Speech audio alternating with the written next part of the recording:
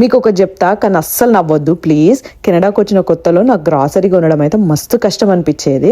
అంటే తెలుగులో చెప్తేనే నాకు కందిపప్పుకి, పెసరపప్పుకి, శనగపప్పుకి తేడా తెలియదురా బాబు. అంటే ఇక్కడికి వచ్చినాక అన్ని ఇంగ్లీష్ నేమ్స్. నేను కందిపప్పుని, శనగపప్పుని గుర్తుపెట్టుకోవడానికి అది పెద్ద పప్పు, ఇది చిన్నపప్పు అని చెప్పేసి గుర్తుపెట్టుకొని పోయేది. ఇక వేరే పప్పులు అయితే ఫోటోలు తీసుకొని వెళ్ళి తెచ్చుకునేది ఇండియాలో ఉన్నాడు. ఇక్కడికి వచ్చినాక మొత్తం ఇంగ్లీష్ నేమ్స్, మళ్ళీ తెలుగులో ఇంగ్లీష్ లో ట్రాన్స్లేట్ చేసుకొని ఫోటోస్ తీసుకొని అక్కడికి వెళ్ళి వెతికి పట్టుకోవడానికి అబ్బో తిప్పలు పడేదాన్ని. ఇంకేందంటే దానికి తోడు వాళ్ళు ఇంకా కన్ఫ్యూజ్ చేసేటోళ్ళు. అక్కడ ఇంగ్లీష్ నేమ్స్, తమిళ నేమ్స్ అట్లా మిక్స్ అయి ఉండేవి.